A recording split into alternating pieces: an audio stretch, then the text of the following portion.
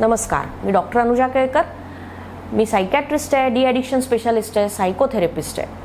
Kelkar clinic, Ghodbunder road, ठाणेमध्ये as a psychiatrist मी बऱ्याच वर्षांपासून प्रॅक्टिस करते. बरेच लोक मला असं म्हणतात की आम्हाला ना सक्सेस नाही मिळत, आम्ही बरंच काही करायला जातो पण आमच्या हातात मातीच येते, आम्हाला यशच मिळत नाही, आम्ही पुढेच सरकू शकत नाही आयुष्यात.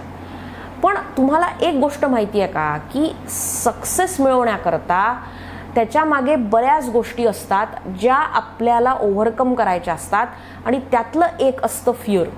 बऱ्याच गोष्टींची भीती आपल्या मनात असते.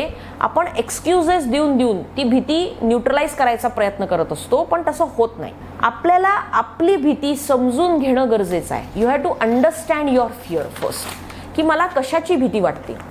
बरेचदा असं होतं की आपल्याला एकटेपणाची भीती वाटते, फायनान्शियल प्रॉब्लेम्स होतील याची भीती वाटते, किंवा मित्र हसतील, सोसायटीचं प्रेशर असतं त्याची भीती वाटते, किंवा सिच्युएशन्स अराउंड असतात त्याचं प्रेशर असतं म्हणून आपल्याला भीती वाटते, किंवा मरणाची भीती वाटते. या भीतीमुळे आपण आयुष्यात पुढे जाऊ शकत नाही आणि आपल्याला सक्सेस मिळत नाही. जर आपल्याला रेसमध्ये जिंकायचं आहे तर आपल्याला रेसमध्ये भाग घ्यावा लागेल. पण आपल्याला भाग घ्यायचा म्हणजे पहिले डोक्यात भीती येते की मी पडलो तर, मला लागलं तर, किंवा मी त्या स्पीडनी नाही पळू शकलो तर, आणि मग लोक मला हसतील. तर या भीतीपोटी तुम्ही पार्टिसिपेटच करत नाही आणि त्याच्यामुळे मग सक्सेस कसा मिळणार. पण आपण एक्सक्यूजेस शोधतो की नाही माझी तब्येत बरी नाही, यावेळेस नाही, नेक्स्ट टाइम मी पार्टिसिपेट करेल रेसमध्ये, असं म्हणून आपण एक्सक्यूज देऊन बाजूला होतो. आणि मग नेहमी आपण विचार करतो की काय लोक जिंकतात, लोक सक्सेसफुल होतात, लोक कसे काय सक्सेसफुल होतात, मी का होत नाही. पण हे कळत नाही की आपण असे एक्सक्यूजेस देत असतो.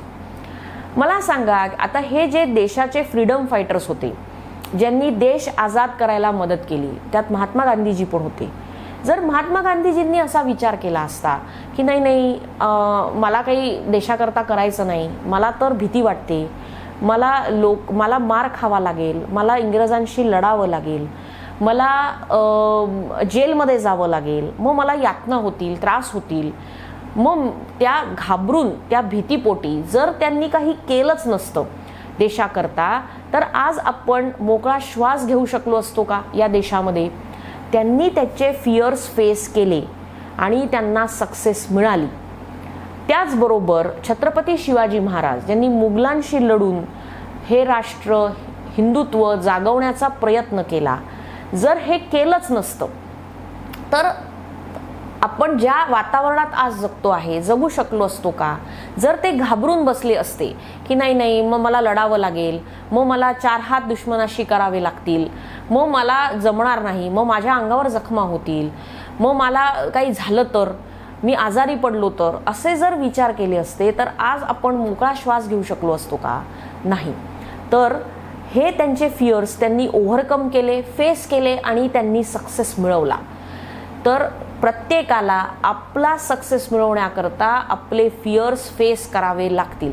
You have to face your fears to overcome to get the success.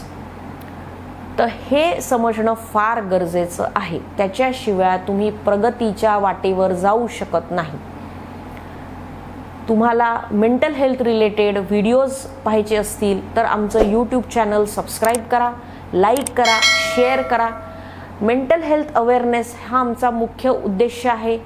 ते तुम्ही जर शेअर केले व्हिडिओज तर व्हिडिओजबद्दल बाकी लोकांना पण माहिती मिळत राहील आणि त्यांना पण तो अवेअरनेस क्रिएट होत राहील. मेंटल हेल्थ रिलेटेड काही प्रॉब्लेम्स असतील त्याच्याकरता कन्सल्टेशन्स करता आपण केळकर क्लिनिकचा नंबरवर कॉन्टॅक्ट करू शकता. कन्सल्टेशन करता अपॉइंटमेंट घेऊ शकता. धन्यवाद.